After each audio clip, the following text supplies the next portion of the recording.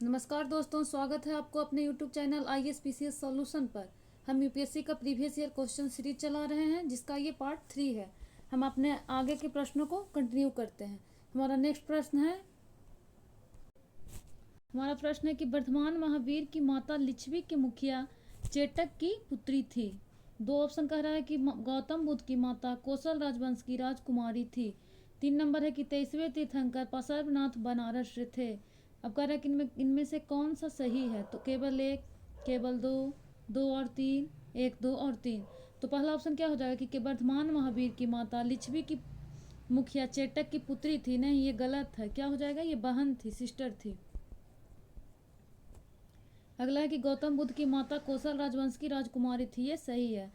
Third number है कि 23वें तीर्थंकर पार्श्वनाथ बनारस से थे। ये भी सही है। तो राइट आंसर क्या हो जाएगा, केवल दो और तीन। अब इसमें थोड़ा सा महावीर के बारे में समझ सकते हैं कि जैसे जैन धर्म के जो संस्थापक थे, इनका जन्म 540 बीसी में हुआ था। उसके बाद ये क्या थे, तो इनका जन्म कहाँ हुआ था, 540 बीसी में कुंडग्राम वैशाली में। इनका बचपन का नाम क्या था, वर्धमान। पिता फादर का नाम सिद्धार्थ। उसके बाद माता का नाम त्रिशला, जो क्या थी, लिच्छवी गणराज चेटक की बहन थी। उसके साथ ही है गौतम बुद्ध। तो गौतम बुद्ध के बारे में क्या हो जाएगा कि इनका बचपन का नाम क्या था, सिद्धार्थ। इनका जन्म कहाँ हुआ था, तो लिच्छवी गणराज लिच्छवी में। उसके साथ ही है कि माता का नाम क्या था, एक सेकेंड,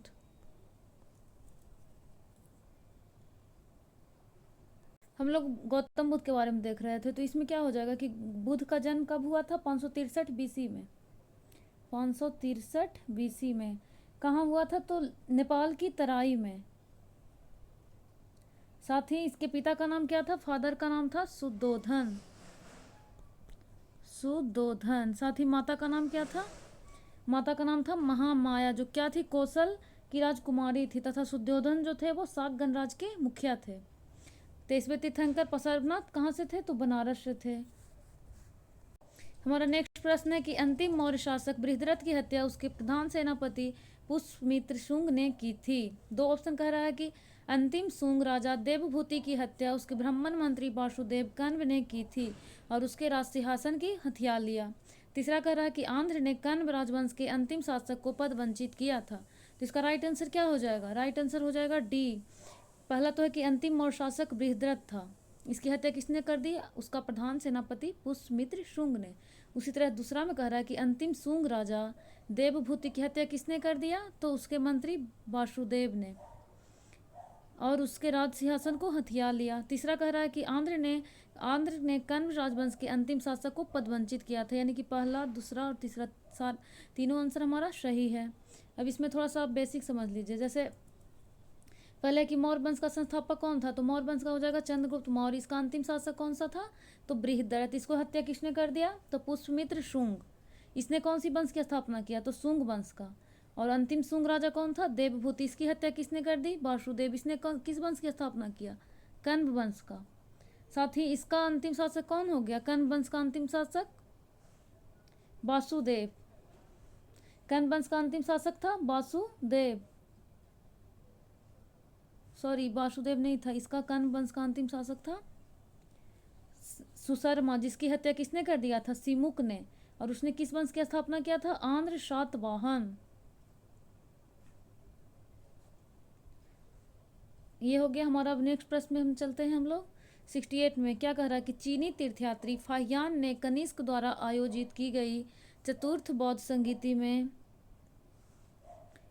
चतुर्थ महान बौद्ध परिषद में भाग लिया। दूसरा कह रहा है कि चीनी तीर्थयात्री हुएनसांग हर्ष से मिला और उसे बौद्ध धर्म का प्रतिरोधी पाया। कह रहा है कि कौन सा इसमें सही है, केवल एक, केवल दो, एक और दो, दोनों, उपर्युक्त में से कोई नहीं। तो क्या हो जाएगा कि चीनी तीर्थयात्री फाहियान ने कनिष्क द्वारा आयोजित की गई चतुर्थ महान बौद्ध परिषद में भाग लिया था। नहीं, ये गलत है, क्योंकि फाहियान जो था वो कब आया था, चंद्रगुप्त द्वितीय के शासनकाल में ही आ गया था, जबकि कनिष्क बहुत बाद है। उसके बाद आ गया चीनी तीर्थयात्री हुएनसांग हर्ष से मिला और उसे बौद्ध धर्म का प्रतिरोधी बताया। ऐसा नहीं है, प्रतिरोधी नहीं बताया था। तो ये क्या हो जाएगा, दोनों आंसर हमारा गलत हो जाएगा। इसका राइट आंसर क्या हो जाएगा, D, none of the above. अगला प्रश्न है कि प्राचीन जैन धर्म के संबंध में निम्नलिखित कथनों में से कौन सा एक सही है। एक कह रहा है कि स्थल बाहु के नेतृत्व में दक्षिण भारत में जैन धर्म का प्रचार हुआ। बी कह रहा है कि पाटलिपुत्र में हुई परिषद के पश्चात जो दैन धर्म के लोग भद्रबाहु के नेतृत्व में रहे वे श्वेतांबर कहलाए। सी कह रहा है कि प्रथम शतक ईस्वी पूर्व में जैन धर्म को कलिंग के राजा खारवेल का समर्थन मिला। डी कह रहा है कि बौद्धों के विपरीत जैन धर्म की प्रारंभिक अवस्था में जैन धर्म के लोग चित्रों की पूजा करते थे। तो इसका राइट आंसर क्या हो जाएगा? इसका राइट आंसर हो जाएगा सी कि प्रथम शताब्दी ईस्वी पूर्व में जैन धर्म को कलिंग के राजा खारवेल का समर्थन मिला। जबकि पहला आंसर ऑप्शन जो है वो कह रहा है कि स्थलबाहु के नेतृत्व में दक्षिण भारत में जैन धर्म का प्रचार हुआ। तो नहीं, स्थलबाहु के नेतृत्व में नहीं हुआ था। दक्षिण भारत में किसके नेतृत्व में हुआ था? भद्रबाहु के नेतृत्व में, भद्रबाहु। उसी तरह बी में कह रहा है कि पाटलिपुत्र में हुई परिषद के पश्चात जो दैन धर्म के लोग भद्रबाहु के नेतृत्व में रहे वे श्वेतांबर कहलाए। नहीं, जो भद्रबाहु के नेतृत्व में रहे थे वो क्या कहलाए थे? दिगंबर, जो नग्न रहते थे। उसी तरह जो श्वेतांबर थे वो किनके? स्थलबाहु के नेतृत्व में। स से श्वेतांबर, स से स्थलबाहु, ये श्वेत वस्त्र धारण करते थे। उसी तरह आ गया सी ऑप्शन कि ये तो सही था कि कलिंग के राजा खारवेल का समर्थन मिला था। डी में कह रहा है कि बौद्धों के विपरीत जैन धर्म की प्रारंभिक अवस्था में जैन धर्म के लोग चित्रों का पूजन करते थे। तो ये गलत है। जब प्रारंभ में पूजा नहीं करते थे, लेकिन जब दोनों बट गए श्वेतांबर और दिगंबर में, तो जो श्वेतांबर थे वो लोग मूर्तियों की पूजा करने लगे थे। जैसे महावीर वगैरह के, महावीर ये सब का स्थापना कर दिए थे, मूर्ति वगैरह का। नेक्स्ट कह रहा है कि निम्नलिखित 4 वेदों में से किस एक में जादुई माया और वशीकरण का वर्णन है? पहला में है ऋग्वेद, दूसरा में है यजुर्वेद, सी में है अथर्ववेद और डी में है सामवेद। इसका क्या आंसर हो जाएगा? जादुई माया और वशीकरण। तो इसका राइट आंसर हो जाएगा अथर्ववेद। अथर्ववेद में ही है आपका ये जादू टोना, जादू टोना हो गया, उसके बाद तंत्र मंत्र, साथ ही वशीकरण से संबंधित था। इसका प्रयोग किस लिए किया जाता था? इसका प्रयोग किया जाता था बुरी शक्तियों व बीमारियों को दूर करने के लिए।